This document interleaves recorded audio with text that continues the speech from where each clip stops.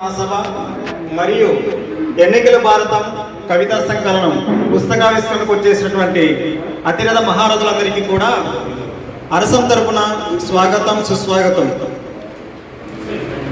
ఈ కార్యక్రమానికి అరసం జిల్లా కార్యదర్శి యువనినాదాల రచయిత, పాటల రచయిత, గాయకులు, అనేక సాహిత్య కార్యక్రమాల రూపకర్త కె ప్రహ్లాద గారిని వేదికను అలంకరించవలసిందిగా ఆహ్వానిస్తున్నాం.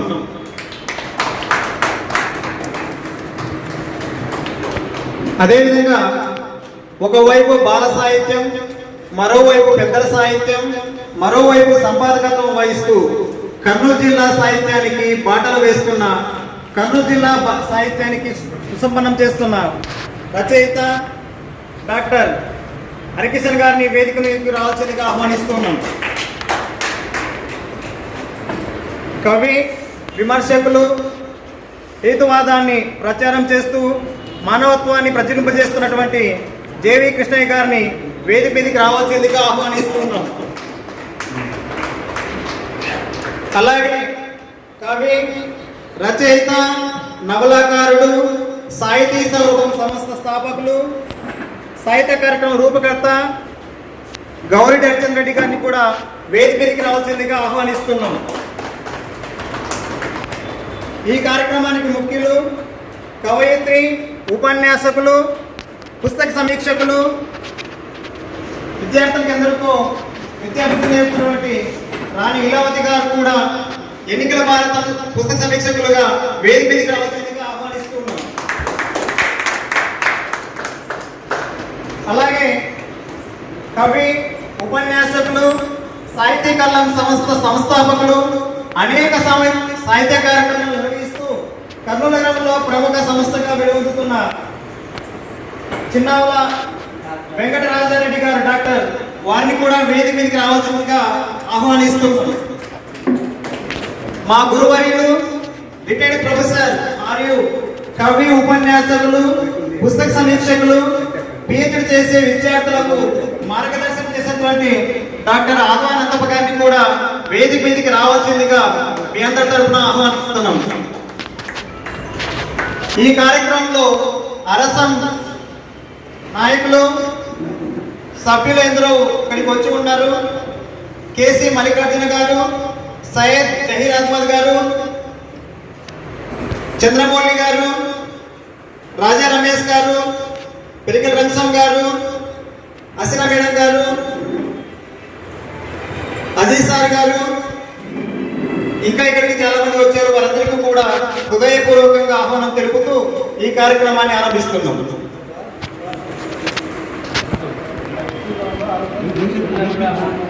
ఈ కార్యక్రమం మన కేసీ మల్లికార్జున జిల్లా ఉపాధ్యక్షులు ఆయన ప్రారంభ గీతాన్ని ఆరంభించాల్సిందిగా కోరుతున్నాం.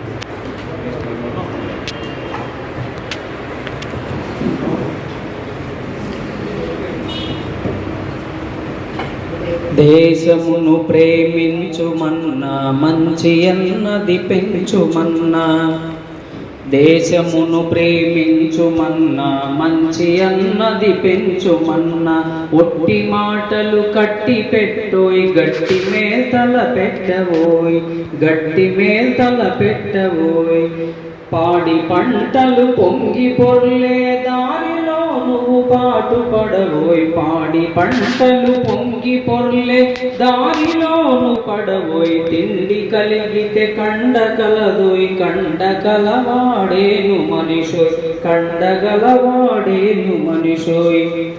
స్పర్ధను విద్యలందే, వైరములు వాణిజ్యమందే. పూను స్పర్ధను విద్యలందే, వైరములు వాణిజ్యమందే. వ్యర్థ కలహము పెంచబోకోయ్, కత్తి వైరము కాల్చబోయ్, కత్తి వైరము కాల్చబోయ్. సొంత లాభము కొంత మానుకు, పొరుగు వాడికి తోడు పడబోయ్. సొంత లాభము కొంత మానుకు, పొరుగు వాడికి తోడు పడబోయ్. దేశమంటే మట్టి కాదోయ్, దేశమంటే మనుషులోయ్, దేశమంటే మట్టి కాదోయ్, దేశమంటే మనుషులోయ్. దేశమును ప్రేమించుమన్నా, మంచి అన్నది పెంచుమన్నా, ఒట్టి మాటలు కట్టి పెట్టోయ్, గట్టి మేల్తల పెట్టబోయ్, గట్టి మేల్తల పెట్టబోయ్, గట్టి మేల్తల పెట్టబోయ్. ధన్యవాదాలు మల్లికార్జున గారు. ఈ యొక్క వేదికను అలంకరించినటువంటి పెద్దలందరికీ నమస్కారాలు. ఇక్కడికి విచ్చేసినటువంటి సాహితీకారులు, పెద్దలైనటువంటి అజీజ్ గారు అందరికీ కూడా పేరు పేరున అరసం జిల్లా శాఖ పక్షాన స్వాగతం పలుకుతూ మీ అందరికీ నమస్కారాలు తెలియజేస్తా ఉన్నాము. ఈరోజు కొద్దిగా ఆలస్యమైంది కార్యక్రమం. ఎండల ప్రభావం మన మీద కూడా కొద్దిగా పడినట్లు అనిపిస్తుంది. సరే, ఏదైతేనేమి కార్యక్రమం మనం నడుపుకోవాల్సినటువంటి అవసరం ఉంది కాబట్టి ఈ కార్యక్రమాన్ని మీ అందరి సహాయ సహకారాలతో ముందుకు తీసుకోవడానికి ప్రయత్నం చేస్తాం. ఈరోజు ముఖ్యంగా మనం 2 కార్యక్రమాలు ఉన్నాయి.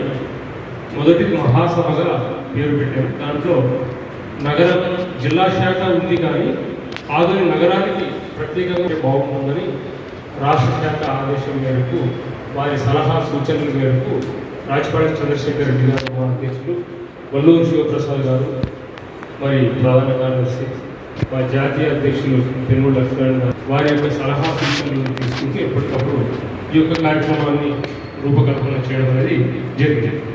ఈ సందర్భంగా మరి ఈరోజు ఒక సభ్యత్వ పుస్తకం కూడా ఇచ్చాము. ఎవరైనా సభ్యులుగా చేరాలనుకున్న వాళ్ళు చేరండి. 100 రూపాయలు, 3 సంవత్సరాలకు అది 100 రూపాయలు.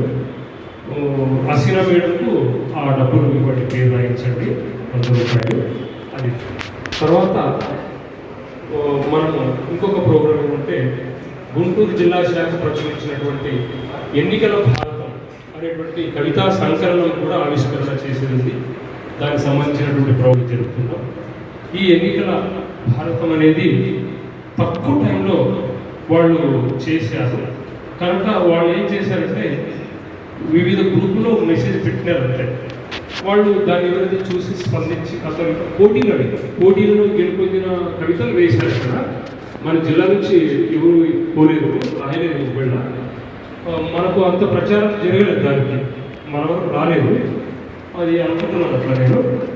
సరే, ఏదైతే వాళ్ళు ఈ ఎన్నికలకు రీచ్ కావాలని ఒక బృహత్తర కార్యంగా తీసుకొని వేగంగా శీఘ్రంగా చేసినటువంటిదిగా భావించి, మన కవిత లేకపోవడం పట్ల మనం బాధపడొద్దని చెప్తున్నాము. మళ్ళీ రాష్ట్ర శాఖ వివిధ సందర్భాల్లో ఇంకా విస్తృత ప్రచారం నిర్వహించి పుస్తకాలు చేస్తుంది. మన జిల్లా శాఖ కూడా వెంటనే తర్వాత కమిటీ కూర్చొని ఈ ఒక పుస్తకాన్ని కూడా ప్రచురించడానికి ముందుకు వస్తున్నాం. అప్పుడు కలుపుకుందాం అందరినీ. అదేమంటే మన్నించండి. ఇంకా ఆ పుస్తకం మీ చేతికి వచ్చినప్పుడు దాని వివరాలు వాళ్ళు సమీక్షకులు, ఆవిష్కర్తలు ఉన్నారు, వాళ్ళు చెప్తారు. అందులో అభ్యుదయ రచయితల సంఘం సంక్షిప్తంగా చూసినప్పుడు మరి జాతీయ స్థాయిలో మనకు 1935-36లో స్థాపితమైంది. ఈ సందర్భంగా మన తెలుగునాట ఆవిర్భవించే నాటికి 1943 వచ్చింది. ఆ రకంగా 1943 ఫిబ్రవరి 13-14 తెలుగునాట అభ్యుదయ రచయితల సంఘం ఏర్పాటు జరిగింది. ఆ సభ కూడా తాపి ధర్మారావు గారి అధ్యక్షతన మొదటి మహాసభగా జరిగింది. ఈ మనం తీసుకున్నప్పుడు ఆవిర్భావం అయిన కందుకూరి, గురజాడ, గిడుగు రామూర్తి, కందుకూరి సామాజికత, మరి గురజాడ అప్పారావు గారి సాహిత్య విషయాన్ని, మరి గిడుగు రామూర్తి పంతులు గారి నుంచి విషయాన్ని పునికి పుచ్చుకొని వాటిని ఆదర్శంగా నిర్దేశాలుగా భావించి ఆ మార్గంలో నడుస్తూ సాహితీ విస్తృతికి, అభ్యుదయ సాహిత్య విస్తృతికి అరసం ఎంతగానో కృషి చేస్తూ ఉంటాం. దీంట్లో ఎంతోమంది దీపదారులు పనిచేసి అరసానికి మరి వాళ్ళు క్షమతను అందించారు. ఆ రకంగా మనం దానిని కాపాడుకుంటూ అభ్యుదయ రచయితల సంఘాన్ని ఇంకా ముందుకు తీసుకొని పోతూ అనేకమైనటువంటి పుస్తకాలు ప్రచురించడం జరిగింది, అనేక సాహితీ కార్యక్రమాలు నిర్వహించడం జరిగింది. అభ్యుదయ రచయితల సంఘం ఎప్పటికప్పుడు వస్తున్నటువంటి సమాజంలో వస్తున్నటువంటి మార్పులకు అనుగుణంగా తనను తాను మార్చుకుంటూ మరి ప్రజల్లో చైతన్యం తీసుకురావడానికి ప్రజల్లో నెలకొన్నటువంటి 3 విశ్వాసాలు కానీ మరి వాటిపైన పోరాటం చేస్తూ అవినీతి మీద, దోపిడీ, పీడనల మీద వాటికి వ్యతిరేకంగా అభ్యుదయ రచయితల సంఘం తన కళాన్ని ఎప్పటికప్పుడు కదిలిస్తూ అనేకమైనటువంటి నిర్బంధాలకు, అనేకమైనటువంటి అరెస్టులకు, లాఠీ ఛార్జీలకు భరించి కూడా అభ్యుదయ రచయితల సంఘం అనేక నిషేధాలకు కూడా గురి అయ్యి ఈరోజు అభ్యుదయ రచయితల సంఘం మన రాష్ట్ర వ్యాప్తంగా అన్ని జిల్లాల్లో శాఖలు కలిగి మరి యాక్టివ్గా పనిచేస్తూ ఉంది. ఈ మధ్యన ఇంకా బాగా విస్తృతంగా మరి పనిచేస్తూ ఉంది. మరి కర్నూలు జిల్లాలో కూడా మనం అనేకమైనటువంటి కార్యక్రమాలు ఎంతో విజయవంతంగా మీ అందరి సహకారంతో జరుపుకున్న విషయం మీ అందరికీ తెలుసు. మరి ఈ సందర్భంగా మేము ఆదరణలో ఉండడం, సత్యనారాయణ గారు జిల్లా ప్రధాన కార్యదర్శి పత్తికొండలో ఉండడం, మరి కర్నూలులో ఇక్కడ నగరం జిల్లా నడిబొడ్డున కార్యక్రమాలు జరపాలంటే మాకు కొద్దిగా వ్యయ ప్రయాసాలతో కూడినటువంటి అంశంగా అయింది. అయినప్పటికీ మేము చాలా కార్యక్రమాలు, పెద్ద పెద్ద కార్యక్రమాలు తీసుకొని చేశాము. అయితే చాలా మరి ప్రోగ్రామ్స్ ఇంకా చేయవలసిన అవసరం ఉంది. అందులో భాగంగానే ఈరోజు ఒక నూతన కార్యవర్గాన్ని కూడా ఈ సందర్భంగా అభ్యుదయ రచయితల సంఘం ఇక్కడ ఏర్పాటు చేసి తద్వారా ఎంతోమంది యువకులను, సాహితీకారులను, మరి నూతనంగా సాహిత్యంలోకి ప్రవేశిస్తున్నటువంటి వాళ్ళను ఆకర్షితులను చేసి మరి అభ్యుదయ సాహిత్యాన్ని సుసంపన్నం చేస్తూ ఆ యొక్క భావజాలాన్ని విస్తృతపరుస్తూ మరి సమాజంలో తమకంటూ మాకంటూ ఒక ప్రత్యేకత ఉంది, మా స్థానం మాకుంది అని చెప్పుకుంటూ ముందుకు పోవడంలో భాగంగా మనం ఈరోజు ఇలాంటి ప్రోగ్రామ్స్ తీసుకుంటున్నాం.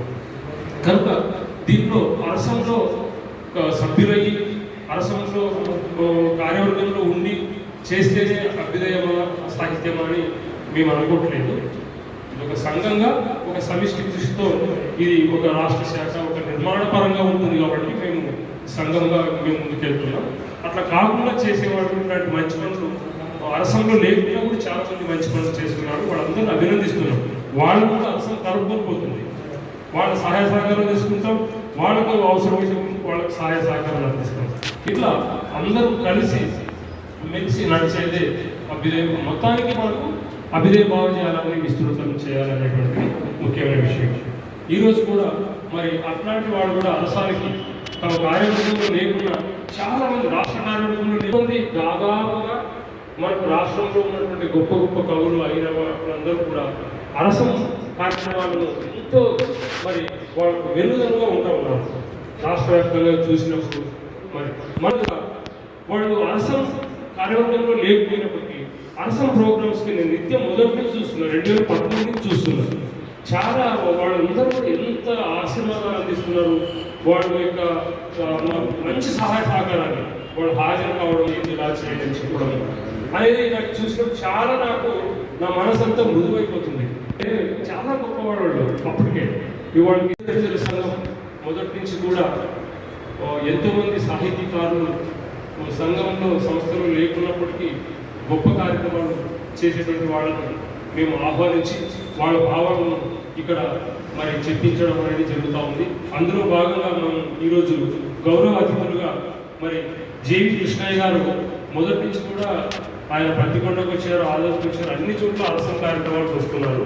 వారు వచ్చేసి మరి హేతువాది, అదేవిధంగా సాహిత్యం అంటే అభిమాని, అదే మన సొంతంగా కర్నూలు సిటీలో అరసం ఏర్పడాలని మొదటి నుంచి కోరుకుంటున్నటువంటి వ్యక్తి, మా శ్రేయోభిలాషి.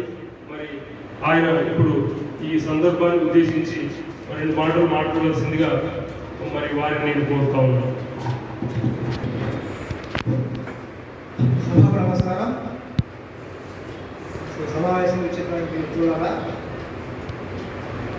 ఈరోజు శుభ సందర్భం. ఈరోజు కర్నూలు నగరం యొక్క అరసం నగర కమిటీ ఏర్పాటు చేసుకోవాలన్నటువంటి సదుద్దేశంతో సమావేశం ఏర్పాటు చేయడం జరిగింది. ఇందులో భాగంగా ఎన్నికల భారతమైనటువంటి పుస్తకాన్ని కూడా ఆవిష్కరణకు ఏర్పాటు చేయడం జరిగింది. అయితే అరసం అనేటువంటిది గొప్ప సాహిత్య వేదిక.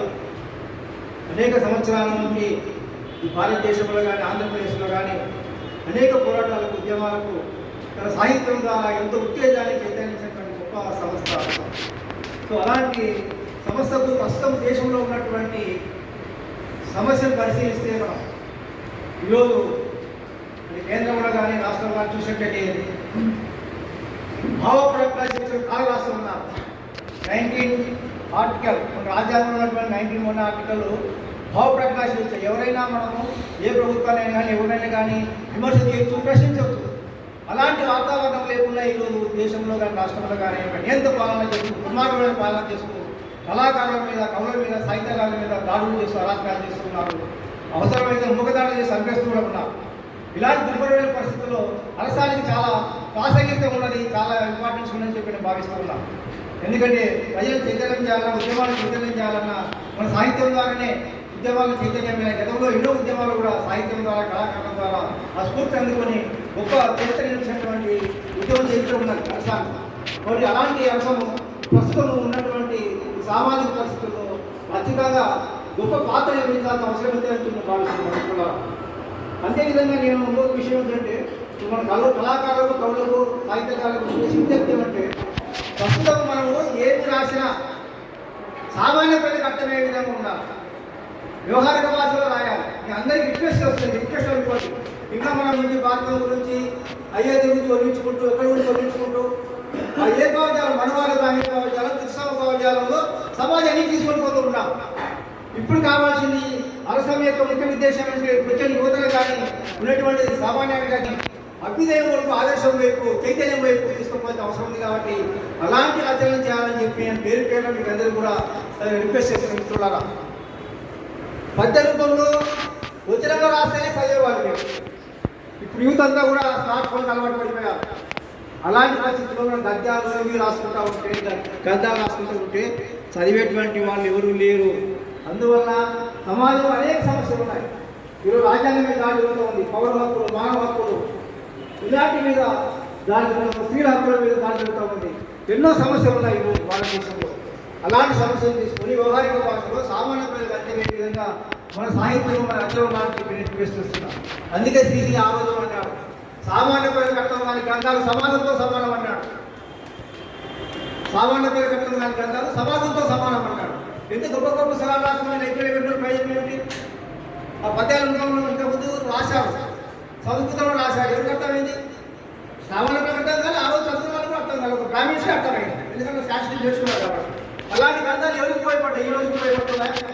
అలాంటి అలాంటి కొత్త సాహిత్యాన్ని, కొత్త గ్రంథాలను వదిలేసి ఇప్పుడు సమాజంలో ఉన్నటువంటి ప్రజలకు, సామాన్య ప్రజలకు ఏమి అవసరమో, ఏ భావజాలం అవసరమో ఆ విధంగా మన రచన ఉన్నామని చెప్పి నేను కోరుతున్నాను మిత్రులారా.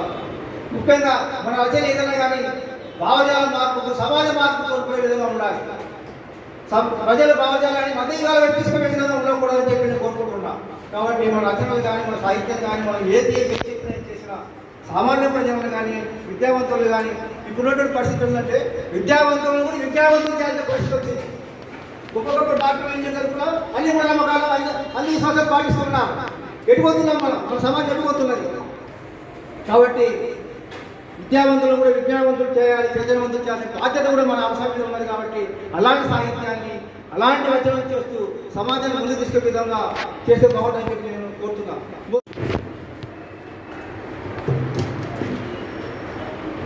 కృష్ణయ్య గారు చాలా ఆనందం వ్యక్తం చేశారు. సమాజ పోకడల పట్ల ఆయనకు ఒక స్పష్టమైన అవగాహన ఉన్నట్టుగా అనిపించింది.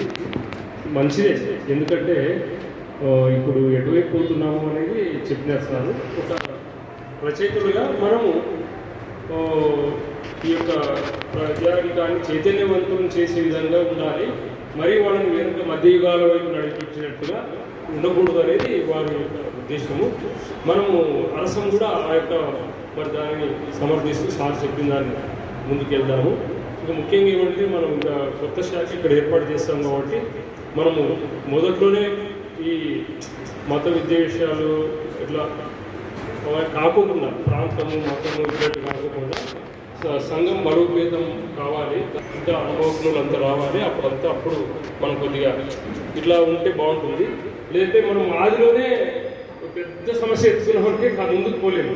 దయచేసి కనుక మనము మత ప్రసక్తి లేని ఈ యొక్క వేదికలు దానికే మన రాష్ట్ర శాఖ కూడా అట్లాంటి వాటికి మాకు గైడ్లైన్స్ కూడా అట్లే ఇచ్చింది. నాకు మొన్న కూడా చెప్పినారు రాజపాలెం గారు, మత ప్రసక్తి తేవద్దు, అవసరం లేదు, అక్కడే ఆగిపోతుంది సంఘము, దాన్ని తడువుకుంటే నువ్వు ముందుకు పోలేవు, మనం చేయాల్సిన పనులు చాలా ఉన్నాయి, అవన్నీ చేస్తూ దాన్ని కూడా చేద్దాం, దాన్నే పట్టుకుంటే ఆడే మునిగిపోతుంది నువ్వు అని చెప్పిన రాజపాలెం గారు నాకు స్పష్టంగా.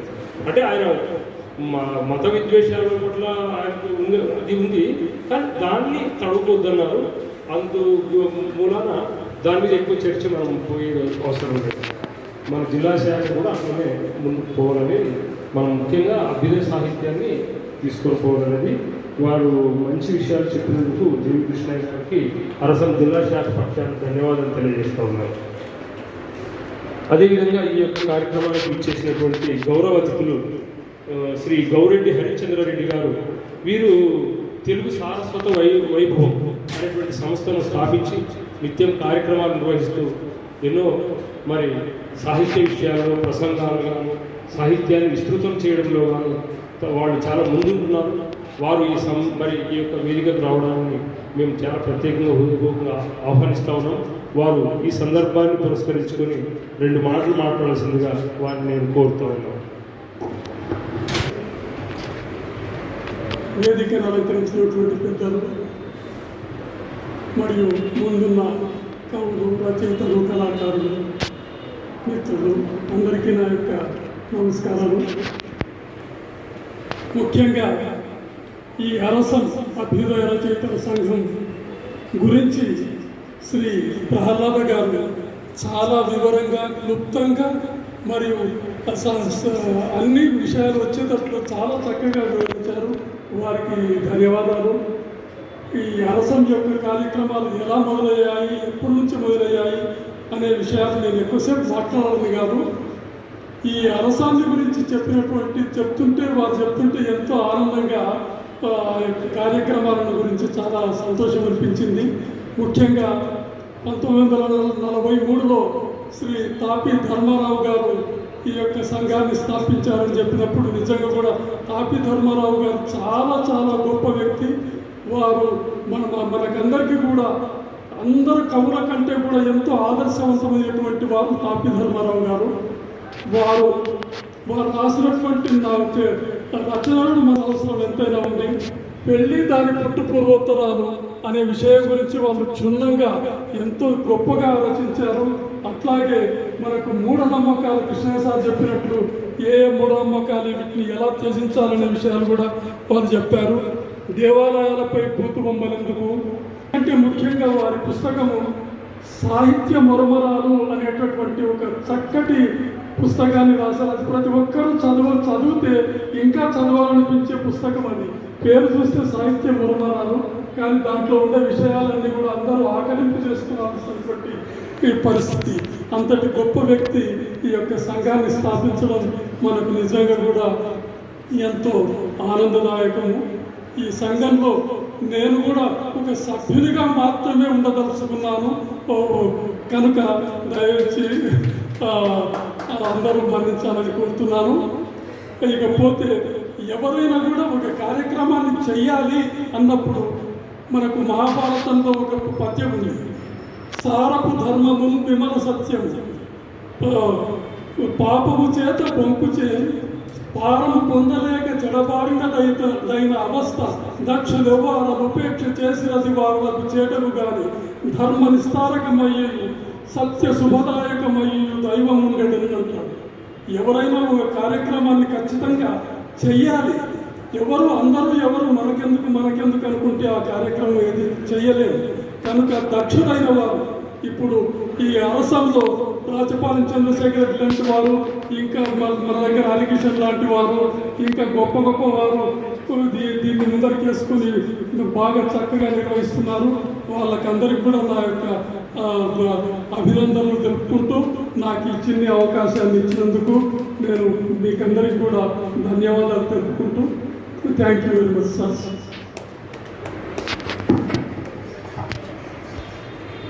గౌరు హరిచంద్రారెడ్డి గారు, నేను ఆ రోజు హరికిషన్ సార్ పుస్తకావిష్కరణలో కానీ అప్పుడంతా వచ్చి విన్నాను. ఈరోజు మాత్రం పూర్తిగా సమయభావాన్ని పాటించినారు సారు. ఎందుకంటే ఎండలో అది ఉన్నాయని చెప్పేసి ఆ యొక్క ఉద్దేశంతో సార్ అయితే అరసం విషయాలను కొనియాడినారు. వారి యొక్క ఆశీర్వాదాలుగా భావిస్తున్నాము. మరి అదేవిధంగా సభ్యునిగా కూడా నేను ఉంటాను అని చెప్పినారు అరసంలో. అది ఇంకా సంతోషించదగ్గ విషయం సార్. మీకు అరసం ఆహ్వానిస్తూ ఉంది. ఇలాంటి పెద్దల యొక్క సహాయ సహకారాలు సూచనలు నేను తీసుకుని ముందుకు నడుస్తామని ఆశిస్తున్నాను. మీరు ఈ సభకు వచ్చి గౌరవ అతిథులుగా పాల్గొనే సందేశాన్ని అందించినందుకు మీకు అరసం జిల్లా శాఖ పక్షాన ధన్యవాదాలు తెలియజేస్తున్నాను సార్. ఇప్పుడు పుస్తకావిష్కరణ కార్యక్రమం పెట్టుకున్నాము.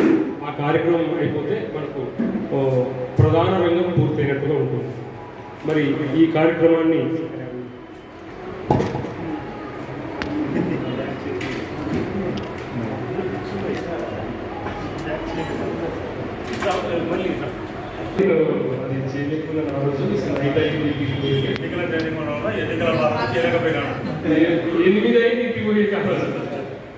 కలెక్టర్ మేడం కాసు ఈరోజు మరి క్షేత్రం అందించండి సార్. ముందుగా ఆవిష్కరిస్తారు, తర్వాత అందరూ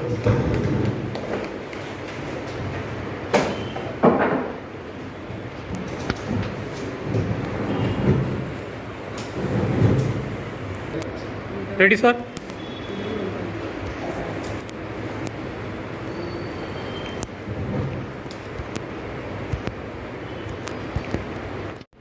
ఆత్మీయ సందేశం అందించవచ్చిన వారికి, పెద్దలకు, పుస్తకావిష్కరణలకు అందరికీ కూడా నమస్కారాలు తెలియజేస్తున్నాను. ఈ విషయం నాకు అంటే ఎన్నికల వారి గురించి సమీక్ష నాణ్యత కూడా నాకు తెలియదు. నేను కూడా పుస్తకాలు చూసిన నా జ్ఞానం నాకు సహకరించిన మేరకు నేను పుస్తకావిష్కరణ అయిపోయిన ఈ పుస్తకాన్ని సమీక్ష చేయడానికి సాహసం చేస్తున్నాను. ఈ పుస్తకాన్ని ఒకసారి మనం గమనిస్తే ఇది ఎన్నికల భారతం. ఎన్నికల సమయంలో అరసం వారిచే ముద్రింపబడిన కవితా సంకలనం. దీంట్లో 31 మంది ప్రముఖుల చేత రాయబడిన కవితలే కాకుండా పోటీ కోసం వచ్చిన ఒక 20 కవితలు కూడా ఉన్నాయి 2 రాష్ట్రాల నుంచి. ఇందులో మనము ముఖ చిత్రాలు చూసినప్పుడే అర్థమవుతుంది. మత్తులో మునిగిన ఓటరు, నోటుకు ఓటులు అమ్ముకునే ఓటరు లాంటి వ్యక్తిత్వాన్ని చిత్రించి మనకు చూపించడం జరిగింది. అయితే అద్భుతంగా ఉన్నాయి కవితలు అని చెప్పను, కానీ చాలా బాగున్నాయి మాత్రం నేను చెప్తాను. అయితే మనం ఇప్పుడు ఏ టైంలో ఉన్నాము అంటే ఇది ఎన్నికల టైం కనుక, ఎన్నికల కాలం కనుక ఈ కవితా సంపుటి సందర్భోచితమైన చక్కటి ప్రయత్నం అని పెనుగొండ లక్ష్మీనారాయణ గారు ముందు మట్టులో చెప్పి ఉన్నారు. ఆ మాటతో ఖచ్చితంగా ఏకీభవించాల్సిందే. ఇకపోతే ప్రతి ఏడాది వచ్చే ఏ పండుగనైనా మనం ఈసారి కొత్తగా జరుపుకోవాలి, మనలా కాకుండా అని నిత్యం మనల్ని మనం అప్డేట్ చేసుకుంటున్నాం. మరైతే 5 ఏళ్ళకి ఒకసారి వచ్చే ఈ ఓటు పండుగని మాత్రం ఎప్పటిలాగానే రొటీన్గా మందుతో, బిర్యానీతో, డబ్బుతో మాత్రమే చేసుకోవాలని ఎందుకు అనుకుంటున్నాం? కనుక మనం కూడా అంటే ఓటర్లు కూడా అప్డేట్ అవుతూ న్యూ ఫార్మాట్తో నవీనతను సంతరించుకునే సాంకేతిక కాలాన్ని ఉపయోగించుకొని పోలింగ్ పండుగ కాకుండా ఉండడానికి ప్రయత్నం చేయాలని ఈ కవితా సంకలనంలోని కవితలన్నీ కూడా ఆవిష్కృతం అవుతున్నాయి. అయితే ఇందులో కొన్ని కవితలు ప్రజాస్వామ్యపు ఊపిరి నిస్తేజం కాకూడదని, ఓటు యొక్క ప్రాముఖ్యాన్ని తెలిపే కవితలు, మభ్యపెట్టే నాయకుల తాయిలాలకు ఆశపడితే 5 ఏళ్ళు సామాన్యులు పడే కష్టాన్ని నష్టాన్ని వివరించే కవితలు కొన్ని, బాబోయ్ ఓటేయమంటూ ఎలాంటి ఓటు వేయకూడదు వ్యంగ్యద్వారంలో సరస సంభాషణ లాంటి కవితలు కొన్ని, ఇలా చాలా రకాల కవితలు మనం ఈ పుస్తకంలో చూస్తాం. అయితే ముఖ్యంగా నేను కవితా పుస్తకంలో నేను గమనించిన విషయం ఏంటంటే నాయకులు, ఓటరు, ఓటు, ఎన్నికల విధానం, ఇవన్నీ కూడా చర్చించడం జరిగింది. వాళ్ళ యొక్క భావజాలాన్ని బట్టి కొందరు వచన కవితలు, కొందరు ఆటగారికి పద్యాలు కూడా రాసినారు, కొందరు పాటలు రాసినారు. ఏదేమైనప్పటికీ ఇందులో అసలు రాజకీయ నాయకులు అంటే ఎవరు అని చెప్పే నేను ఎక్కువసేపు టైం తీసుకోను సార్, 10 నిమిషాలు కానీ ఎక్కువ కూడా తీసుకోను. కనుక ఒక 2-3 కవితల్లోని నాయకులు అంటే ఎవరు అని ఈ కవితల్లోని కవులు రాసిన దాన్ని నేను మీకు చదివి వినిపిస్తాను. మొట్టమొదటి కవిత ఒకే ఒకడు రాసిన డాక్టర్ పాపినేని శివశంకర్ గారు. ఈయన అంటారు, నాయకుడు అంటే ఎవరు అంటే రేగటి గుర్తుల్లో కారణాలను పెంచే కారుణ్యవతని. మనకున్న నాయకుడిని గురించి చెబుతున్నారన్నమాట. సమర్థతకే సమర్థత నేర్పుతాడు ఆ ఒకే ఒక్కడు. తిరిగి ఇసుమున కైనకు తీయవచ్చు అన్నాడు కవి. కానీ మన ప్రియతమ నాయకుడు నదీనద గర్భాలు పెళ్ళగించి ఇసుక నుంచి కరెన్సీలు పిండగలడు అని చెప్తున్నారు. ఇంకా ఇంకొక కవితలో రాజకీయ నాయకుల గురించి ఏం చెప్తున్నారు అంటే ఒక 2-3 కవితలని మాత్రమే నేను నా రాజకీయ నాయకుల వ్యక్తిత్వాన్ని చెప్తున్నాను. ఒకే ఒక సిలబస్ అంటూ మందరపు హైమావతి గారి కవితలో అందరూ నాయకులు ఒక రకం. ఎన్ని పార్టీలున్నా ఎన్ని గుర్తులున్నా చివరికి నాయకులంతా పాటించేది ఒకే సిలబస్ అంటూ ఒకే సిలబస్ అనే కవితలో వాళ్ళు చెప్తారు. ఖాళీ గోపీల నుంచి పావురాలను పొంది ఈమె కవితలో నాయకుల గురించి అలా చెప్పడం జరిగింది.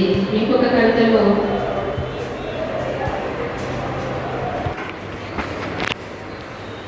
ఎన్నికల మండలాలు అనే ఒక కవితలో సిరికి స్వామినాయుడు గారి కవిత పల్లెల్లో ఎన్నికలు ఎలాంటి చిచ్చు పెడుతున్నాయి అని చెబుతూ ఏమంటున్నారంటే మమకారాల దారులతో వాళ్ళ అట్టిపూల దండ నా పల్లె ముక్కలైతేనే కదా వాడి రాజకీయం బట్టి బట్టకట్టే శతకోటి వెన్నెల కిరణాలతో నేసిన చదువు పందిరి నా పల్లె పెళ్ళున విడిపోతేనే కదా పడగే వాడి అధికారం ముసలు కొట్టేది. ఎలాంటి మమకారాలు పంచుకున్నాం పల్లె ఈరోజు అహంకారంతో అధికార పెత్తనంతో ఒకరికొకరు ప్రతీకారాలతో నిలువెల్లా కొట్టుకు చేస్తున్నారని చెప్పడానికి ప్రతిగా ఇంకొక మాట అనుకుంది. ఊటబావుల్ని కప్పెట్టుకొని ఎడారి తీరమై విస్తరిస్తుంది రాజకీయంలో. ఊటబావుల్ని నీరు తాగి ఆ బావులను కప్పెట్టుకొని ఎడారిగా మారడానికి ఇష్టపడుతున్న వాళ్ళ గురించి చెప్తుంది. ఇంతేనా? ఇంకొక మాట అంటారు, మర్యాదస్తుల రాజ్యం కోసం అనే ఒక కవితలో ఓటరు ఇంకా ఎన్నాళ్ళు ఇలాగే ఉంటావు, నువ్వు మళ్ళీ ఓటు వేసేటప్పుడు ఈసారి ఆలోచించకుండా వేసావు, జరిగే నష్టం ఏంటో అంటూ మర్యాదస్తుల రాజ్యం కోసం అని ఈ కవితలో పతివాడ నాస్తిక్ గారు రాసిన కవితలో ఇదిగో ఇప్పుడు మళ్ళీ ఎలక్షన్లు వచ్చేసినాయి, ఈసారి మాత్రం ఏదో ఒకటి చేసేయాలి. కట్టం చేసేటోడి సొంత సుక్కల వరదలో కూకొని తిరిగేటోడు కొట్టుకుపోయే రోజు కోసం. ఇది అధికారం కోసం కొట్టుకునే వాడి కోసం కాకుండా ఈసారి ఓటర్లందరూ కనుక ఆలోచించి ఓటు వేస్తే ఏం జరుగుతుందో అని ఆలోచించి సామాన్యుడు తన భాషలో రాసుకున్న తన ఘోష. కట్టం చేసేటోడి సొంత సుక్కల వరదలో కూకొని తిరిగేటోడు కొట్టుకుపోయే రోజు కోసం సామాన్యుడు చెప్పు కింద సర్కారుడి తేలుకొని పొక్కిన పేటయ్యే కాలం కోసం. ఇదండి ఓటు వేస్తే జరిగాల్సిన మేలు ఏది అంటే ప్రజలు రాజులు, ప్రజాస్వామ్యంలో ప్రజలే రాజులు. కానీ ప్రజలకు తాయిదాల ఆశ చూపించే వాళ్ళని బానిసలుగా చేస్తున్నారు కనుక మనం కనుక మళ్ళీ 5 ఏళ్ళు నష్టపోతాం. ఈసారైనా ఆలోచించి ఇంకా ఏమంటున్నాడు, ఆడకూతురి జోలికి వచ్చే ముండా కొడుకులందరి చేత మండీలు వేయించి మాడు పగులగొట్టే మర్యాదస్తుల రాజ్యం కోసం ఏదో ఒకటి చేసేయాలి. అదిగో డబ్బు సంచులు అట్టుకొని ఓట్లు కొనడానికి వస్తున్నాడు ఆడెవడో కానీ ముందు ఆడి పని పడ్డాడు. డబ్బులు ఇవ్వడానికి ఏదో వాడి పని పడితే ఓటు అమ్మబడదు. వాడు ఇస్తున్నాడు కనుక నేను తీసుకుంటున్నాను లేదా ఇక్కడ చాలా బాగా చెప్పడం జరిగింది.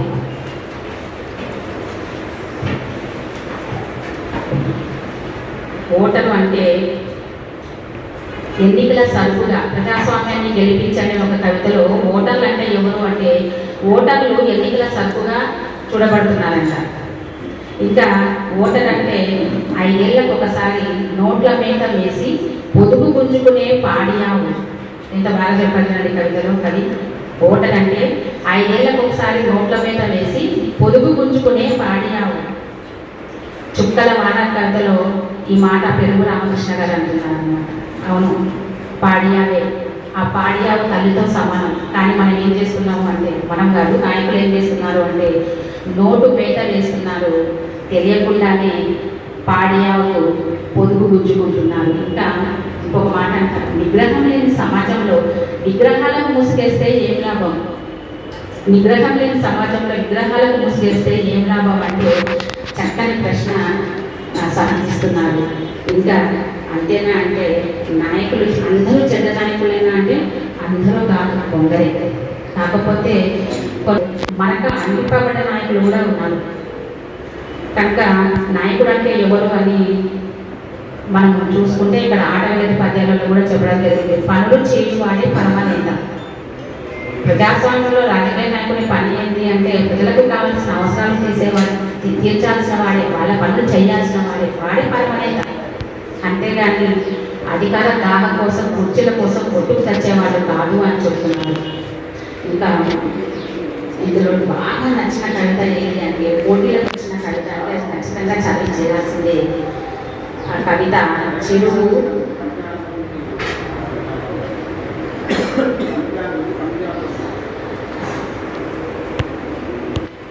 కవి సమయాలు అంటారు కొంతమంది. కవులు ఎందుకు గొప్పగా అంటారు అంటే ఎదుటి మనిషికి నచ్చినట్లు చెప్పడమే కాదు, నిజాన్ని నచ్చినట్టుగా చెప్పడం.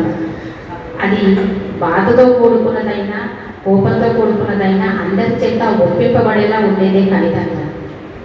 జాషువా గారి కవితల్ని ఇంతమంది ఆదరించడానికి కారణం ఏంటంటే మనిషిని చూపించేలా రాయగలగడం ఆయన ప్రత్యేకత. అట్లాంటి ఒక కవిత ఇది, చెరువు ఎదిరిపోయింది. చాలా బాగా నాకు నచ్చిన కవిత. ఈ పోటీలలో 2వ బహుమతి 20,000 రూపాయలు గెలుచుకున్న కవిత.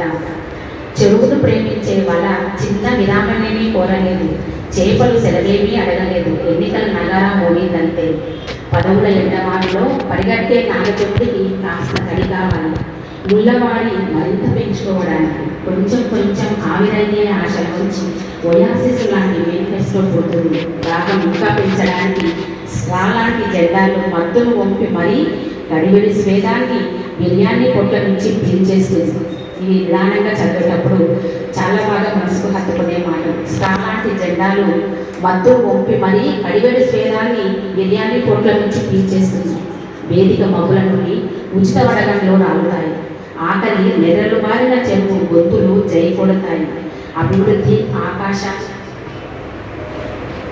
అధికారంలో నంచుకుంటూ విమర్శల ఇసుక తుఫానులతో ఎడారులు ఎక్కడికో విస్తరిస్తాయి అని ఈ కవిత అంతా వద్దు. చివరికి వస్తే ఒక మాట అంటారు, చినుకుల కోసం మీటల యుద్ధం మొదలవుతుంది.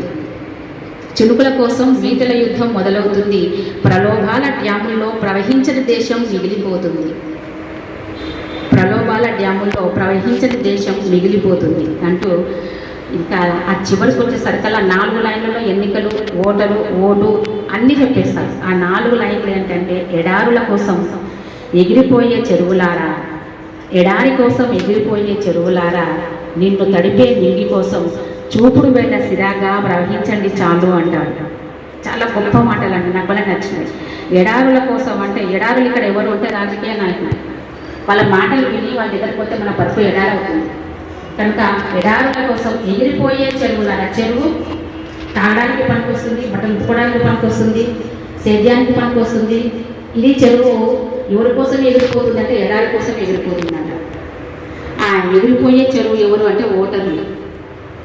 ఎడారుల కోసం ఎగిరిపోయే చెరువులారా, నిన్ను తడిపే నింగి కోసం. ఆ తడిపే నింగి ఎవరు? చెరువును తడిపే నింగి ఎవరు అంటే ప్రజాస్వామ్యం. ఆ ప్రజాస్వామ్యంలో నువ్వు చేయాల్సిన పని ఓటరు అంటే చూపుడు వెళ్ళ సిరాగా ప్రవహించండి చాలు, ఓటే చాలు, ఆలోచించి ఓటే చాలు. నువ్వు ఎడారి కోసం ఎగిరిపోవద్దు, ఎందుకంటే నువ్వు ప్రజాస్వామ్యానికి ఊపిరి, ప్రజాస్వామ్యాన్ని బతికించే ధైర్యాన్ని. కనుక నువ్వు ఇప్పుడు చేయాల్సిన పని ఏంటంటే ప్రవహించు. ఎలా? చూపుడు వేళ సిరాగా ఓటే. కనుక రాజకీయ నాయకుల కోసం ప్రజాస్వామ్యంలో ఎన్నికలలో ఖచ్చితంగా పాల్గొనాలి, ఖచ్చితంగా ఓటేయాలి, ఆ ఓటు ఆలోచించి ఓటేయాలి అని చెప్పి చాలా మంచి కవిత ఇది. అలా ఇందులో ఒక అనుబంధంగా పెద్దవాళ్ళ కవితలు కూడా కాళోజీ నారాయణరావు కవితలు, ఎన్నికలలో అంటూ బాపురెడ్డి గారి కవితలు కూడా అనుబంధంగా చేర్చడం జరిగింది. కనుక నా సమీక్షలో కూడా అనుబంధంగా ఒకే ఒక మాట చేర్చి నేను ముగిస్తాను. ఇది ఖచ్చితంగా మనం జ్ఞాపకం చేసుకోవాల్సిన అవకాశం ఇది. వెలుగురెడ్డి అనే సినిమాలో శ్రీశ్రీ గారి మాటలు గుర్తు చేసుకుంటున్నాం. ఆకాశం అంటుకునే ధరలొక వైపు, అదుపులేని నిరుద్యోగం ఇంకొక వైపు, అవినీతి బంధు ప్రీతి చీకటి బజారు, అల్లుకున్న నీ దేశం ఎటు దిగజారు అని 1961లోనే అడిగినారు మహాకవి దార్శనికుడు. దాదాపు 60 సంవత్సరాల కింద వచ్చిన పాట, అంతేనా? పదవి వ్యామోహాలు, కులమత భేదాలు, భాషా ద్వేషాలు చెలరేగే నేడు, ప్రతి మనిషి మరి ఒకని దోచుకునేవాడే, తన సౌఖ్యం తన భాగ్యం చూసుకునేవాడే. మరేమి తిరిగి లేదా అంటే కవి కదా, కవి సమస్యను సంధించి కామ్గా ఉండడానికి దానికి పరిష్కారం కూడా చూపిస్తారు. దానికి ఏంటి అంటే స్వార్థమే అనర్థ కారణం, అది చంపుకొనుట క్షేమదాయకం, స్వార్థమే అనర్థ కారణం. ఇదండి రాజకీయ నాయకులు అని వాళ్ళని మన నుంచి వెళ్ళగొట్టేద్దామా, బహిష్కరిద్దామా? ఎందుకు? వాళ్ళు కూడా సంఘంలోని వాళ్ళే కదా. అధికారం కోసం, కుర్చీల కోసం వాళ్ళు పరుగు పందాలు ఆడుతున్నారు అంటే, వాళ్ళు అధికార దాహం కోసం పరిగెత్తుతున్నారు అంటే వాళ్ళే మంది కాదు కదా. వాళ్ళని మార్చుకోవాలి. ఎస్, ఇందులో చివరిగా ఒక మాట చెప్తున్నాను. అనిల్ డానీ గారు రాసిన నిశ్శబ్ద కవిత ఉంది. అందులో ఆయన అంటారు, ఆల్రెడీ ప్రజాస్వామ్య వృక్షంలో వేళ్ళు కుళ్ళిపోయి ఉన్నాయి, ఫలాలో మనము వాటిని వెతుకుతున్నాము, వాటిని మందేయడానికి ప్రయత్నిస్తున్నాం. కానీ అవును, ఈ స్వార్థం అనే వేళ్ళు ఇప్పుడు మనము బాగు చేయాల్సిన అవసరం మనకుంది. లేకపోతే ఆ ఫలాలు అందించాల్సిన ఫలాలు బిడ్డలకు అందకుండా పోతాయి. కనుక అది దృష్టిలో ఉంచుకొని ప్రతి ఒక్కరూ ఓటేయాలి, నాయకులలో మార్పులు కోరాలి.